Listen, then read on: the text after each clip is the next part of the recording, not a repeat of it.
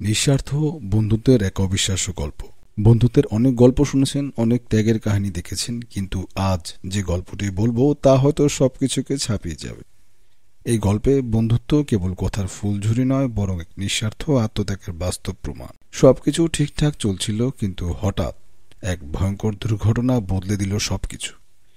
একজন বন্ধু মৃত্যুর মুখে দাঁড়িয়ে, আর তার অন্য বন্ধুরা, তারা সবাই এক মুহূর্তের জন্য ভাবেনি নিজেদের নিয়ে। বন্ধুর জন্য তারা জীবন দিতেও প্রস্তুত ছিল। কল্পনার কোনো রং নেই এই গল্পে, নেই কোনো সাজানো চিত্রনাট্য। এটি একটি সত্য ঘটনা, যেখানে বন্ধুত্বের প্রকৃত রূপ ফুটে উঠেছে। এমন বন্ধুত্ব কি সত্যিই পাওয়া যায়? আমরা কি পারবো আমাদের বন্ধুর জন্য এতটা আত্মত্যাগ করতে?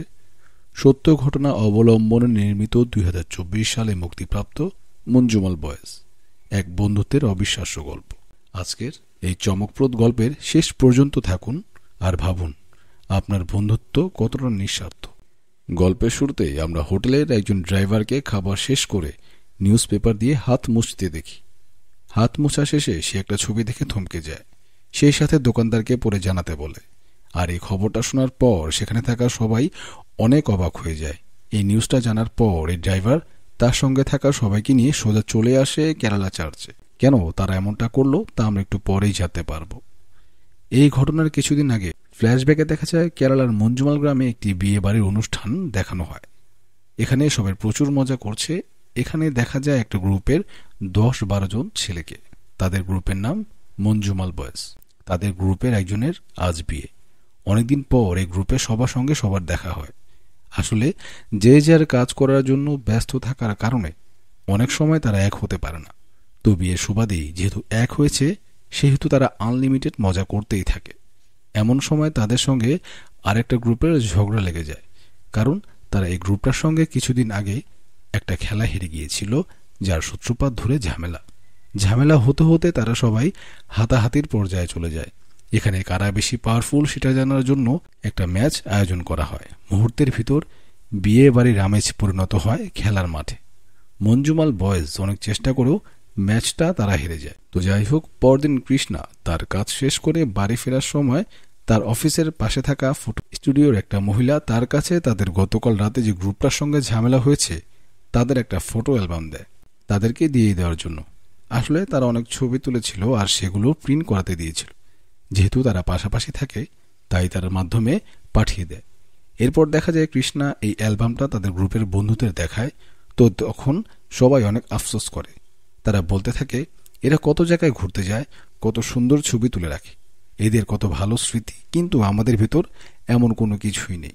সেখানে থাকা একজন বলে, এরপর থেকে আমরাও যে জায়গায় যাব সেই জায়গায় খুব সুন্দর সুন্দর ছবি তুলব। এরপর তারা ঠিক করে খুব দ্রুত বাইরে কোথাও সবাই মিলে ঘুরতে যাবে। প্রথমে তারা প্ল্যান করে গোয়াতে যাবে, কিন্তু গোয়াতে যাওয়া অনেক খরচ, তাই তারা আশেপাশে কোথাও যায়। এরপর তারা ফাইনালি ঠিক করে উদাই কানাল যাবে। এরপর তাদের ড্রাইভার বন্ধুকে কল করে, সেও মোটামুটি যেতে রাজি হয়। তবে তাদের ভেতর থেকে সুভাষের টাকার সংকট থাকার কারণে বাহানা বানিয়ে বলে, ওই দিন আমার দিদির বাড়িতে যেতে হবে, আমি যেতে পারবো না। কিন্তু ফাইনালি যখন তাদের যাওয়ার ডেট ফিক্সড হয়, তখন কুট্টান এসে বলে, তোকে টাকা পয়সা নিয়ে তো ভাবতে হবে না, তুই আমাদের সঙ্গে চল। এমনকি কুট্টান তাকে নিয়ে যাওয়ার জন্য সুভাষের মাকেও রাজি করায়। এরপর তারা 9 জন মিলে তাদের বন্ধুর গাড়ি নিয়ে রওনা দেয় উদয় কার্নালের উদ্দেশ্যে। রাস্তায় তারা অনেক মজা করে, রাস্তার মাঝখানে গাড়ি থেকে নেমে নাচানাচি করে, হই হুল্লোড় করে, খাওয়া দাওয়া করে। সব বন্ধুরা একসঙ্গে থাকলে যেমনটা হয় আর কি। তারা মাঝপথে হোটেল থেকে খাবার খাওয়া শেষ করে সেখানকার একটা মন্দিরে যায়। তারা যেখানে যাচ্ছিল সেখানে একটা গ্রুপ ফটো তুলে রাখছিল। আর এত পথে পাড়ি দেওয়ার পর ফাইনালি তারা উদয় কানালে এসে পৌঁছায়। তারা সেখানে সব জায়গায় ঘোরাঘুরি করতে থাকে, একসঙ্গে প্রচুর পরিমাণ ছবিও তোলে। যখন তারা এসব ঘোরাঘুরি শেষ করে গাড়িতে উঠতে যায়, তখন সুধী বলে ওঠে, এখানকার একটা জায়গা আমরা কিন্তু মিস করে যাচ্ছি। জায়গাটা খুবই ইন্টারেস্টিং, অনেক জনপ্রিয় বলা যায়। এটা একটা গুহা, এমনকি এখানে কামাল হাসানের গুনা মুভি শুটিং হয়েছিল। এই কথা শুনে সবাই ঠিক করে তারা সেখানে যাবে, কারণ তারা প্রত্যেকেই কামাল হাসানের খুব বড় ফ্যান ছিল। তো এরপরেই তারা কিছু সময়ের মধ্যে গুহার কাছে এসে পৌঁছায়। এখানে ঢুকে দেখতে পায় তাদের মতো অনেক দর্শনার্থী এখানে এসছে। শুধু তাদেরকে গুহার আসল জায়গায় নিয়ে যেতে চায়, কিন্তু দেখা যায় কিছুটা পথ এগোতেই সেই রাস্তাটার গেট বন্ধ করে দেওয়া, অর্থাৎ সেখানে প্রবেশ নিষিদ্ধ। তো কি আর করার, তখন তাদের বাধ্য হয়ে ফিরে যেতে হয়। ঠিক এমন সময় তারা দেখতে পায় ওই গুহার ভিতর থেকে 3টা ছেলে বেরিয়ে আসছে। এটা দেখে তারা সবাই ঠিক করে যে করেই হোক তারাও ওই গুহার কাছাকাছি যাবে, ওইখানে কি এমন আছে সেটা তারা দেখবেই। তো তারা কর্তৃপক্ষ চোখে দিয়ে ওই গেট টপকে ভিতরে চলে যায়। তারা যত গুহার কাছে যাচ্ছিল তত প্রকৃত সৌন্দর্য দেখে বিমুগ্ধ হয়ে যাচ্ছিল। তারা খুব আনন্দ নিয়ে প্রত্যেকে এগিয়ে যেতে থাকে। এত সুন্দর দৃশ্য হয়তো তারা এর আগে কখনোই দেখেনি। গুহাটা কাছাকাছি আসছে দেখতে পেয়ে এর আগে যারা এখানে এসেছে তারা গুহার উপরে পাথর দিয়ে তাদের নাম লিখে রেখে গেছে। এমন সময় কৃষ্ণা সেখানে একটা রঙের কৌটা দেখতে পায়। তারা সবাই মিলে ঠিক করে তারাও এই পাথরের গায়ে তাদের গ্রুপের নাম লিখে যাবে, যাতে পরে এখানে যারা আসবে তারা জানতে পারে মঞ্জুমাল বয়েজ গ্রুপ এখানে কোনো না কোনো দিন এসেছিল। তো তারা তাদের কথা মতো পাথরের গায়ে তাদের গ্রুপের নাম লিখে দেয়। এটা দেখে সুভাষ বলে, বেশ দারুণ হয়েছে, তবে নিচে ডেটটা লিখে দিলে আরও ভালো হয়। এই কথা বলে সে সামনের দিকে এগুতে গেলেই তার সামনে একটা গর্ত ছিল, সেটা সে খেয়াল করে না। আর দুর্ভাগ্যবশত সে পাথরের গা ঘেঁষে গর্তের ভিতরে পড়ে যায়। তো সুভাষকে এভাবে পড়ে যেতে দেখে সবাই অনেক ভয় পেয়ে যায়। সবাই কোনো কিছু বুঝে ওঠার আগেই সুভাষ গর্তের অনেক নিচে চলে যায়। সুভাষের সব বন্ধুরা এসে জোরে জোরে চিৎকার করে তার নাম ধরে ডাকতে থাকে। আর মুহূর্তের ভিতর ওই গর্তের ভেতর থেকে অসংখ্য বাদুড় উড়ে বাইরে বেরিয়ে আসে। এক ঝাটকায় তার বন্ধুরা গর্ত থেকে অনেকটা দূরে ছিটকে পড়ে। এখানে থাকা কেউই কোনো কিছু বুঝে উঠতে পারে না। তবে দূর থেকে একজন ট্যুরিস্ট গাইড ভেতরে থেকে একসঙ্গে এত বাদুড় দেখতে পেয়ে বুঝতে পারে এখানে কোনো একটা অঘটন ঘটেছে। এদিকে সুভাষের সব বন্ধুরা তাদের মোবাইলের ফ্ল্যাশ জ্বালিয়ে তাকে দেখতে থাকে, কিন্তু তার কোনো অস্তিত্বই তারা দেখতে পায় না। এমনকি তারা তার কোনো সারা শব্দও পায় না। তখন তাদের একজনের পায়ের সাথে একটা পাথর লেগে গর্তের ভিতরে পড়ে যায়। তখন ভিতরে ওই পাথরটার পড়ার শব্দ শুনে তারা বুঝতে পারে এই গর্তটা অনেক গভীর। তখন সেখানে থাকা বন্ধু অভিলাষ নিস্তব্ধ হয়ে উদ্ভটভাবে বলতে থাকে, আমাদের ছেলে সুভাষ চলে গেছে, ও আর কখনো ফিরে আসবে না। এরপর সে কান্নায় ভেঙে পড়ে এবং ওই গর্তের দিকে এগিয়ে যায়। অভিলাষের এই অবস্থা দেখে তারা বাকি সব বন্ধুরা তাকে থামানোর চেষ্টা করে। তার এমন পাগলামি দেখে সব বন্ধুরা তাকে এখান থেকে নিয়ে যেতে বলে। তো সুধী অভিলাষকে এখানে থেকে টেনে বাইরে নিয়ে যায়, নয়তো সে যে কোনো মুহূর্তে গর্তের ভিতরে ঝাঁপ দিতে পারে। তো যাই হোক, কিছুক্ষণের মধ্যে এখানে ওই ট্যুরিস্ট গাইড এসে পৌঁছায় আর সবাইকে জিজ্ঞাসা করে কি হয়েছে। সুভাষের সব বন্ধুরা কাতো কাতো হয়ে ট্যুরিস্ট গাইডকে বলে, আমাদের এক বন্ধু এই গর্তের ভিতরে পড়ে গেছে। ট্যুরিস্ট গাইড এটা শুনে অনেক ভয় পেয়ে যায় আর তাদেরকে বারবার করে বলতে থাকে, এটা কোনো সাধারণ গর্ত নয়, তোমরা এখান থেকে চলে যাও। এই কথা শুনে কুট্টান অনেক রেগে যায় আর তার বন্ধুদেরকে বলে, বাইরে গিয়ে মানুষকে ডেকে নিয়ে আয়। তো কুট্টানের কথা শুনে তাদের 4 বন্ধু বাইরে আসে অন্যান্য মানুষদেরকে ডেকে নিয়ে যেতে। তারা বাইরে এসে যাকেই বলছিল সে বলছিল তার বন্ধুকে আর ফিরিয়ে আনা সম্ভব নয়। তারা এখানকার স্থানীয়দের হাতে পায়ে ধরে রিকোয়েস্ট করতে থাকে সাহায্য করার জন্য। তখন একজন বলে, ফরেস্ট গার্ডকে ডেকে নিয়ে আসো। তারা ফরেস্ট গার্ডকে ডাকার জন্য বাইরে বেরোলে তাকে কোথাও খুঁজে পায় না। এমন পরিস্থিতি কি করবে কোনো কিছু বুঝতে না পেরে তারা যে দোকান থেকে খাবার খেয়েছিল সেই দোকানদারকে সাহায্য করতে বলে। তখন দোকানদার বলে, এখন আর কিছুই করার নেই, তোমাদের জন্য ভালো হবে এখান থেকে বাকি কয়েকজন গ্রামে ফিরে যাও। তারা দোকানদারের কথা শুনতে না চাইলে দোকানদারের মেয়ে বলে, আপনারা পুলিশ স্টেশনে যান, হয়তো তারা আপনাদেরকে কোনো হেল্প করতে পারবে। তারা পুলিশ স্টেশনে যেতেও রাজি হয়, কারণ যত যাই হোক তারা তাদের বন্ধুকে এখান থেকে ফিরিয়ে না নিয়ে বাড়ি যাবে না। এরপর 3 বন্ধু গাড়ি নিয়ে চলে যায় পুলিশ স্টেশনে আর একজন বন্ধু ওই দোকানদারের হাতে পায়ে ধরে ওই গুহার কাছে নিয়ে আসে। সাজু অভিলাষকে বাইরে রেখে সেও আবার গুহার কাছে আসে। দোকানদার তাদেরকে বোঝায়, তোমরা যেমনটা মনে করছো এই গুহাটা আসলে তেমনটা নয়, খুব ভয়ানক একটা গুহা, আমি তোমাদের ভালোর জন্য বলছি, এখান থেকে চলে যাও। এর মধ্যে দেখা যায় আকাশের ঘন কালো মেঘ করছে, মুহূর্তের ভিতরে মুষলধারে বৃষ্টি হতে শুরু করে। এইদিকে এই বৃষ্টির মধ্য দিয়ে পাহাড়ি আঁকাবাঁকা রাস্তা হয়ে তারা পুলিশ স্টেশনে এসে অফিসারকে রিকোয়েস্ট করে তাদের সঙ্গে যাওয়ার জন্য। পুলিশ এই গুহার কথা শুনে তাদের সঙ্গে তো যেতে রাজিই হয় না, বরং তাদেরকে আরও বকাঝকা করতে শুরু করে, কেন তারা নিষেধ থাকা সত্ত্বেও ওই গুহার কাছে গিয়েছিল। এরপর ছেলেগুলো পুলিশের হাতে পায়ে ধরে রিকোয়েস্ট করতে থাকে। তখন পুলিশ জানায় ওই গর্ত থেকে কাউকে কখন উদ্ধার করা সম্ভব না। এর আগে যারা গর্তের ভিতরে পড়ে গেছে কেউই আর ফিরে আসেনি। ওটা হলো একটা শয়তানের গর্ত। শুধু শুধু এই গুহাকে শয়তানের গর্ত বলা হয় না, ব্রিটিশরা এই গুহার নাম রেখে গিয়েছিল। কামাল হাসানের গুনাহ মুভিটি রিলিজ হওয়ার পর এই গুহার নাম হয় গুনাহ। আর স্বাধীনতার পর থেকে এই গুহার ভিতরে প্রায় 13 জন ছেলে পড়ে গেছে, কেউ কোনোদিন ফিরে আসেনি, এমনকি তাদের লাশও সেখান থেকে পাওয়া যায়নি। এই গর্তটা প্রায় 900 মিটার গভীর, যেখানে কিছু গেলে তার আর অস্তিত্ব পাওয়া যায় না। এই গুহার গভীরতা এতটাই বেশি যেখানে কোনো শব্দ পৌঁছায় না, গুহার ভিতরে কোনো আলো বাতাসও পৌঁছায় না। যদিও বা কেউ যায় তাহলে এর অন্ধকারে হার্ট অ্যাটাক করে মারা যাবে। 10 বছর আগেও এই গুহার ভিতরে সেন্ট্রাল মিনিস্টারের নেভিও পড়ে যায়। তখন দেশের সবচেয়ে বড় বড় ফোর্স এসেও তাকে রেস্কিউ করতে পারেনি। এমনকি সেই সময় ঘোষণা করা হয়েছিল যদি ওর মৃত ব্যক্তির একটা হাড়ও কেউ উদ্ধার করে দিতে পারে তাহলে তাকে 15 লাখ টাকা দেওয়া হবে। এই গ্রামের লোক অনেক গরিব এবং লোভীও, তবুও কেউ সাহস করে গুহার কাছে যেতে পারেনি। পুলিশ তাদেরকে বুঝিয়ে বলে, এত ক্ষমতাধর ব্যক্তির এক টুকরো হাড় পাওয়া যায়নি শেষকৃত করার জন্য। আর তোমরা হলে কেরালা থেকে আসা সাধারণ ট্যুরিস্ট। তোমরা কি করে তোমাদের বন্ধুদেরকে এখান থেকে ফিরিয়ে নিয়ে যাবে? এমন সময় সেখানে থাকা বড়বাবু এসে সুভাষের বন্ধুদের মারতে শুরু করে। সেই সাথে বলে, তোরাই হয়তো তোর বন্ধুকে মেরে ফেলেছিস, আর এখন এসে এসব উল্টাপাল্টা গল্প আমাদেরকে শোনাচ্ছিস। তারপর বড়বাবু এদের উপর এফআইআর লিখে দিতে বলে, কিন্তু তারা অনেক রিকোয়েস্ট করে, তারা এমন কোনো কিছুই করেনি। অন্যদিকে বৃষ্টির সমস্ত পানি ওই গুহার ভিতরে এসে পড়তে থাকে। সমস্ত উঁচু উঁচু পাহাড়, গাছপালা, সব জায়গায় পানি এই গর্তের কাছে এসে জমা হয়। পানি যদি এসে গর্তের ভিতরে পৌঁছায় তাহলে মুহূর্তের ভিতরে গর্তটা ডুবে যেতে পারে, আর যার কারণে কুন্টান সহ তার বন্ধুরা সবাই গর্তের কাছে আসা পানি আটকানোর চেষ্টা করে। তারা সেখান থাকা বড় বড় কাঠের টুকরা, এমনকি নিজেরাও শুয়ে গর্তের মুখ ঢেকে দিতে থাকে। কিছুক্ষণের ভিতরে এই জঙ্গলের ফরেস্ট গার্ড এখানে এসে হাজির হয়, আর সুভাষের বাকি সব বন্ধুদেরকে বকাঝকা করে এখান থেকে সরে যেতে বলে, নয়তো যে কোনো মুহূর্তে কোনো বড় ধরনের একটা বিপদ ঘটতে পারে। কিন্তু যে যাই বলুক, তারা কোনো মতে তাদের বন্ধুকে বিপদের ভেতরে একা ফেলে নিজেদের স্বার্থের কথা ভেবে এখান থেকে ফিরে যেতে পারবে না। তো যাই হোক, ছোটবেলায় ঠিক এমনটাই ঘটেছিল একবার। মঞ্জুমাল বয়েজ গ্রুপ সবাই যখন ছোটবেলায় একবার পলাপলি খেলছিল, তখন হঠাৎ করে এই সুভাষ সবার থেকে আলাদা গিয়ে একটা ড্রামের ভিতরে লুকিয়ে পড়ে। সবাইকে খুঁজে পাওয়া গেলেও তাকে সহজে খুঁজে পাওয়া যায় না। তখন থেকেই এক অজানা ভয় সুভাষের ভিতরে কাজ করে। সে নিজে একা ওই ড্রামের ভিতরে থাকায় নিজেকে সে গহীন জঙ্গলে আবিষ্কার করে। সে অনেক ভয় পেয়ে থাকে, আর এখনও সবাই এক জায়গায় থাকলেও সুভাষ সবার থেকে আলাদা ওই গর্তের ভিতরে পড়ে রয়েছে। না জানি সে এখন কতটা ভয় পাচ্ছে। এদিকে ইন্সপেক্টর ওই ছেলেদের অনেক রিকোয়েস্ট করার পর একজন কনস্টেবলকে ডেকে বলে, ছেলেগুলোর সঙ্গে গিয়ে দেখো তো কি হয়েছে, কারণ এখানকার মানুষ আর যদি মিডিয়া লোক জানতে পারে এমন একটা খবর শোনার পরেও পুলিশ তাদেরকে কোনো প্রকার সাহায্য করেনি, তাহলে আবার পরবর্তীতে ঝামেলা হতে পারে। অর্থাৎ পুলিশ তার দায় এড়ানোর জন্য এই ছেলেগুলোর সঙ্গে যেতে রাজি হয়। তবে পুলিশ অফিসার আসার আগে বড়বাবু বলে দিয়েছিল দোকান থেকে টর্চ লাইট কিনে নিয়ে যাওয়ার জন্য। তো রাস্তা অফিসারের আসার সময় ছেলেগুলোকে টর্চ লাইট কেনার বদলে তার জন্য মদ কিনে আনতে বলে, কারণ এই অফিসার ধরেই নিয়েছে সুভাষ আর বেঁচে নেই, কারণ বেঁচে থাকার কথাও নয়। তবে সুভাষের বন্ধুরা নিরুপায় পুলিশ অফিসারকে নিয়ে যাওয়ার জন্য তারা একের পর এক পুলিশ অফিসারের বায়না শুনতে থাকে। তারা জানে না তাদের বন্ধু বেঁচে আছে কিনা, তবুও পুলিশ অফিসার তাদেরকে হেল্প করবে বলে নিয়ে যাওয়ার জন্য মদের দোকানে গিয়ে লাইন দেয়। পুলিশ অফিসারের ভেতরে কোনো রেসপন্সিবিলিটি ছিল। তখন আবার সুভাষের ছোটবেলার ফ্ল্যাশব্যাক দেখানো হয়। মূলত সুভাষ সকল প্রকার অ্যাডভেঞ্চার করতে ভয় পেত।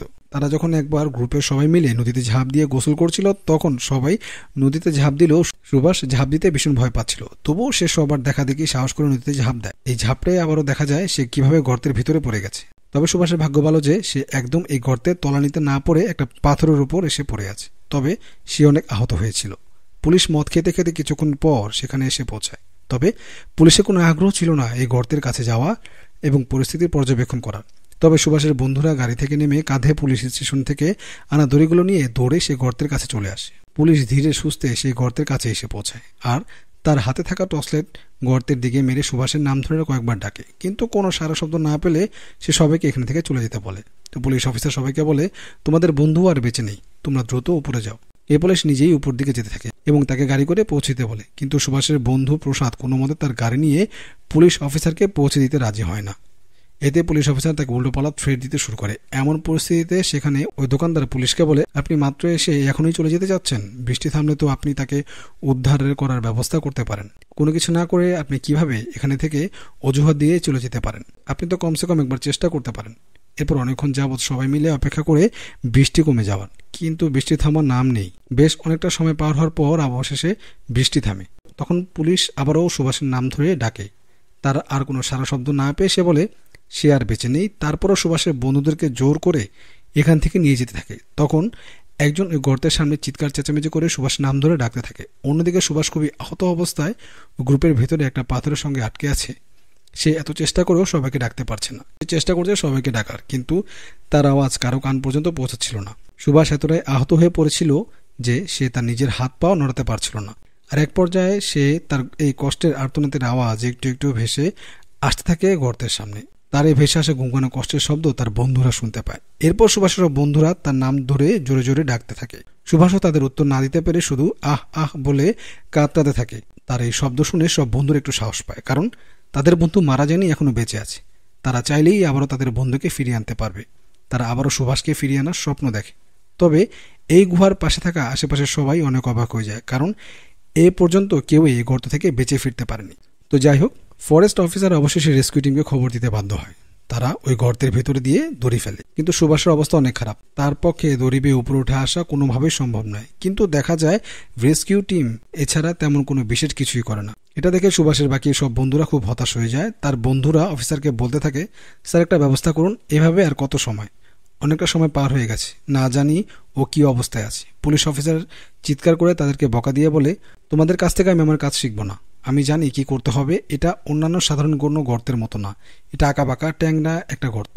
তাছাড়া রেস্কিউ টিমের কেউই এই গর্তের ভিতরে নামতে রাজি হয় না, কারণ তার সবাই জীবনে ভয় পাচ্ছিল। সদস্যরা বলতে থাকে, আমরা এই গর্তে গেলে আমাদের ডেড বডিও খুঁজে পাওয়া যাবে না, আর আমাদেরকে কোনো ডেথ সার্টিফিকেট দেওয়া হবে না। তখন আমাদের কি হবে? আমাদের পরিবারটা ভেসে যাবে। আমরা এমন কাজ করতে পারবো না। এমন পরিস্থিতিতে কুট্টান সবাই সামনে বলে, কেউ যদি না যেতে পারে তাহলে আমি যাব। কুট্টানের এই কথা শুনে অফিসার তাকে বকা দেয়, কিন্তু সে কারো কোনো কথাই শোনে না। অফিসার তাকে বোঝাতে থাকে, তোমার কোনো অভিজ্ঞতা নেই, কোনো ট্রেনিং দেওয়া নেই, তুমি কি করে ওই গর্তের ভেতর থেকে ওকে বাঁচিয়ে আনবে? তুমি নিজেই তো বাঁচতে পারবে না। তো যাই হোক, কুট্টান সকল অফিসারকে বুঝিয়ে বলে, আপনারা যখন কেউ যেতে পারবেন না তখন আমিই যাব, প্লিজ আপনারা কেউ আমাকে বাধা দিবেন না, আমার বন্ধুর জীবন আমি বাঁচাবো। তখন সেখানে থাকা সাধারণ মানুষ আর দোকানদার অফিসারকে বলে, আপনারা নিজেরা তো কিছু করছেন না, যখন ওরা করতে যাচ্ছে তখন ওদেরকেও বাধা দিচ্ছেন কেন? ওদেরকে একবার চেষ্টা করতে দিন। রেস্কিউ অফিসার কুট্টানকে বলে, নিচে যাওয়া কিন্তু যেই সেই কথা না, তোমার লাইফ রিস্ক হয়ে যেতে পারে। সেই সাথে কুট্টানদের বাকি সব বন্ধুরাও তাকে বোঝাতে থাকে, তুই কি সত্যিই নিচে যেতে চাস? তখন কুট্টান তাদের বন্ধুদের দিকে প্রশ্ন ছুড়ে দিয়ে বলে, যদি আমি পড়ে যেতাম তাহলে তোরা কি করতি, বা আমি যদি না যেতাম তাহলে কি তোরা এখান থেকে সবাই মিলে চলে যাবি? সুধী বলে, কখনোই না, তাহলে আমি যেতাম। অবশেষে কুট্টানকে কোমরে দড়ি বেঁধে নিচে গর্তের ভেতরে নামানো হয়। কুট্টানের এই সরু পথের চিপাচাপা আঁকাবাঁকা রাস্তা দিয়ে গর্তের ভিতরে যেতে খুবই কষ্ট হয়, তবুও সে হাল ছাড়ে না। এভাবে কিছুটা পথ আসলে কোমর থেকে দড়ি শেষ হয়ে যায়।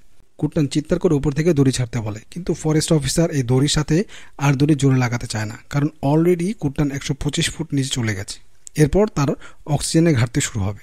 এরপর ফরেস্ট অফিসার কুট্টানকে ধীরে ধীরে উপরে তুলতে শুরু করে, কিন্তু কুট্টান চিৎকার করে বলে, আমি সুভাষের অনেকটা কাছাকাছি, আমি ওর কথা স্পষ্ট শুনতে পাচ্ছি, এত দূর এসে ওর কাছ থেকে ফিরে যাওয়াটা বোকামি হবে, আমি শেষ পর্যন্ত যেতে চাই, প্লিজ আপনারা দড়ি দিয়ে আমাকে সাহায্য করুন। এক পর্যায়ে আবারও তারা ওই দড়ির সঙ্গে নতুন করে আরও দড়ি জোড়া দেয়। কিছুটা পথ নিচে নামতেই কুট্টান সুভাষকে ক্ষতবিক্ষত অবস্থায় একটা পাথরের উপর পড়ে থাকতে দেখে। এরপর কুট্টান তার মাথার সঙ্গে সুভাষকে বেঁধে নেয় এবং চিৎকার করে সবাইকে জানিয়ে দেয় সে সুভাষকে পেয়েছে। কিন্তু দেখা যায় সুভাষ এতক্ষণ যাবৎ নিচে পড়ে থাকায় সে এতটা ট্রমাটাইজ হয়ে গেছে যে কুট্টান তাকে তুলতে গেলে সুভাষ তার গলা চেপে ধরে।